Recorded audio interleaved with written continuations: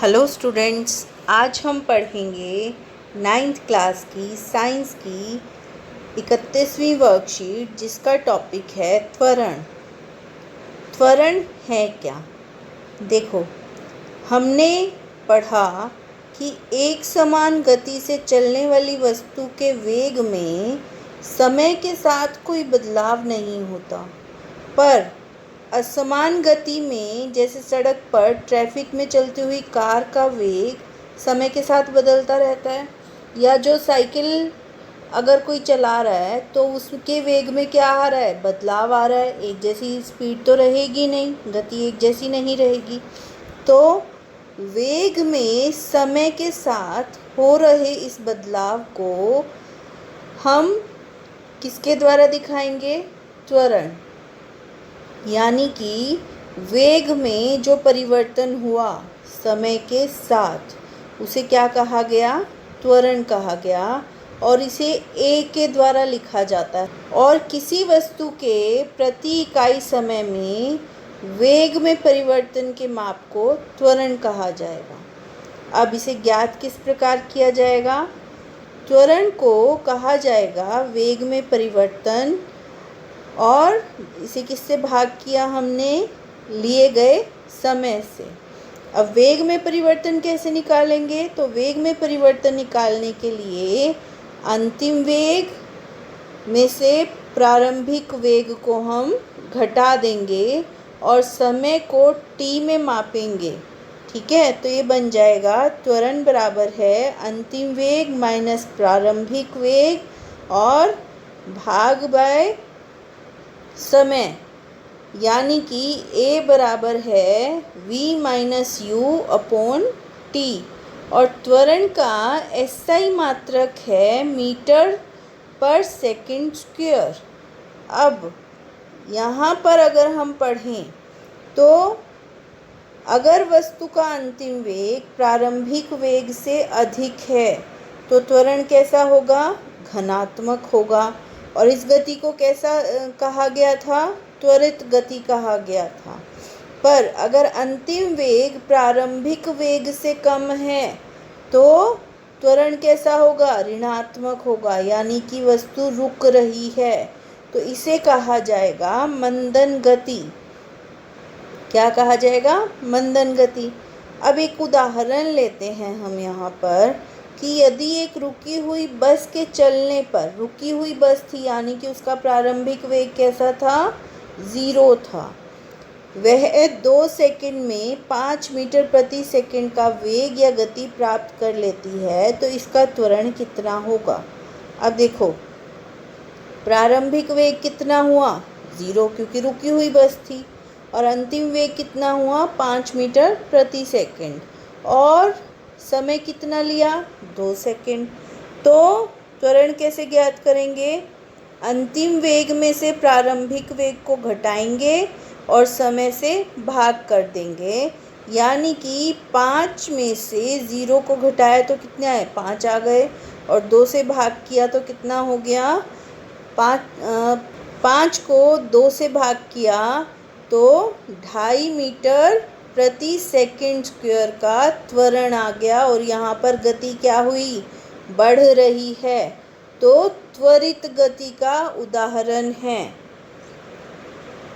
अब इसी तरह से किसी भी वस्तु के त्वरण को हम वेग और समय ग्राफ से निरूपित कर सकते हैं।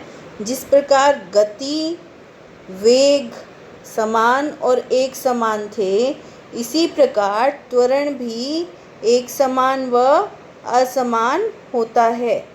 और इसको हम ग्राफ पे इस तरह से दिखा सकते हैं, समय इधर जा रहा है और वेग इस तरफ, तो त्वरण कैसा होगा? त्वरण एक सीधी रेखा आएगी जो कि समय के साथ बराबर रूप से बढ़ रही है।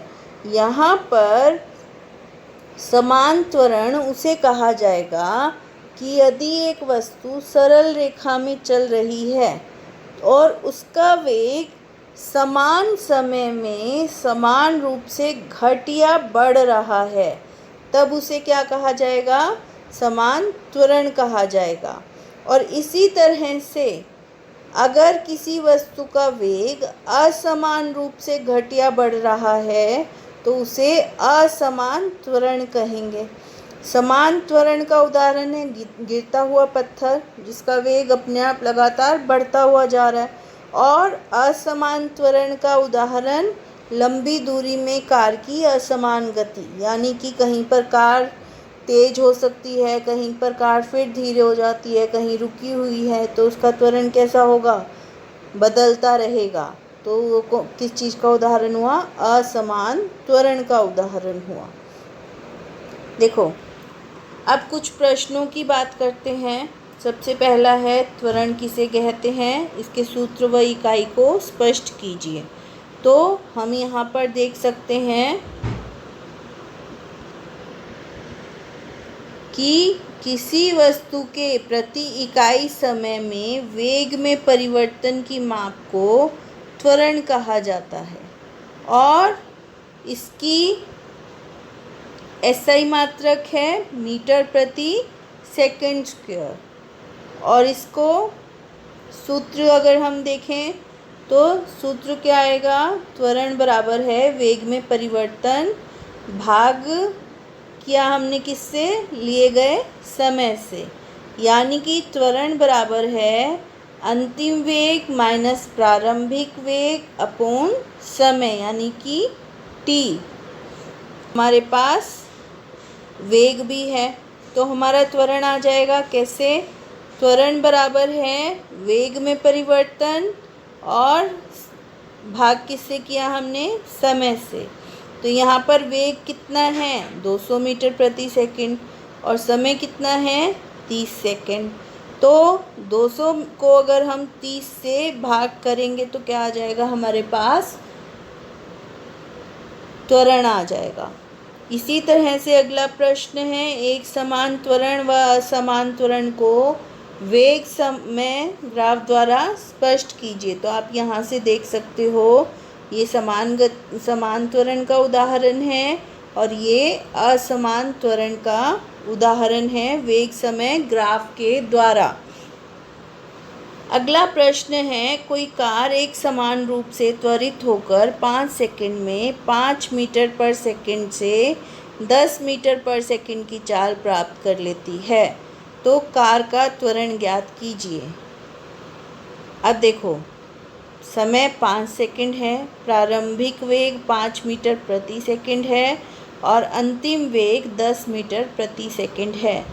3 चीज़ें चाहिए और तीनों हमारे पास हैं। तो क्या आएगा, t बराबर है 5 सेकंड, ठीक है, और प्रारंभिक वेग दिया हुआ है 5 मीटर पर सेकंड और अंतिम वेग दिया हुआ है कितना 10 मीटर प्रति सेकंड, यही दिया हुआ है। तो अब हम यहाँ क्या कर सकते हैं, a का फॉर्मूला हम यहाँ लगाएंगे जो है v minus u upon t, यही फॉर्मूला है।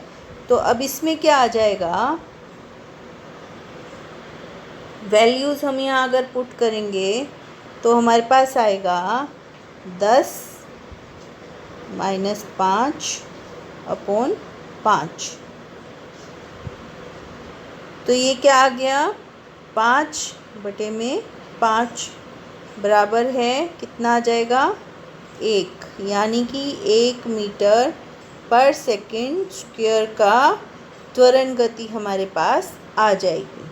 तो बच्चों अब आप ये वर्कशीट आपको समझ आई होगी और अब आप इसको आसानी से कर पाओगे। Thank you.